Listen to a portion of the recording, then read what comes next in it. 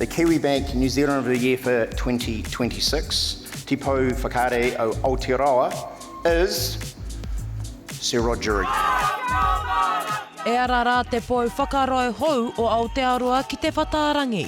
Did you expect to get this award tonight? No, not at all. And especially tonight with so many interesting stories. Like what I loved about this award ceremony was just how many selfless New Zealanders there are out there doing good things. But what really came through is our values and their Tahu values.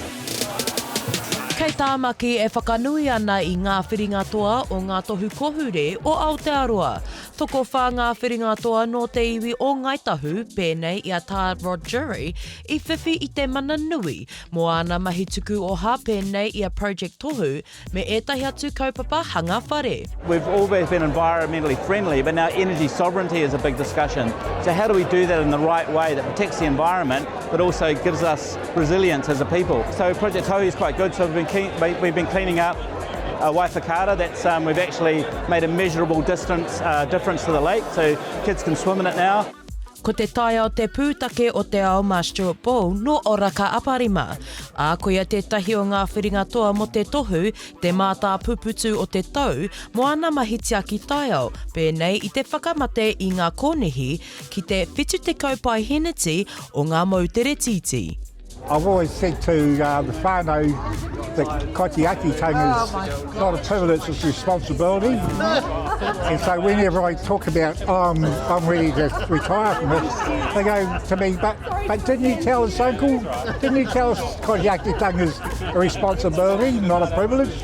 What do you mean you're going away? It's all our responsibilities, it's not just mine or yours, it's all our collective responsibility to do right things. I tai mai Teresa Trow no Rakiura, hei whiringa toa mo te tohu toa taiao no te runanga o Ngāi Tahu. Ki hai tona hoa pūmau a Russel I tai mai, e haere tonu ana ia me ngā mahi kano rau koiora, ngā mahi tūtikia, me ngā mahi titi kei ngā mautere titi me te mautere o Kandi. Well, we didn't believe it for a start off. Russell thought it was a scam. And we've been going to the Mutton Bird Island. Well, he's been going since he was 5, so he's been going for 75 years. And so we've been married for well over 50 years, and we both love birds. We've done a lot of transfers over those years. That's our passion.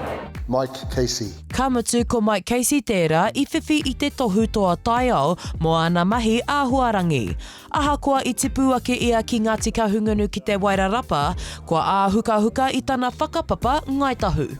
I'm just absolutely chuffed, but I think it was literally only a month ago I discovered my Ngāi Tahu whakapapa, and so to have Ngāi Tahu sponsoring this award, I think it's just everything's gone full circle in the last couple of months for me around understanding a bit more about my tipuna and who they are and where they came from, which is super awesome. And then I don't know, like this, I'm still a bit choked up about. The 2026 winners of the Kiwibank Award. Kua tō te wā ki runga I ngā tohu pou kōhure o Aotearoa.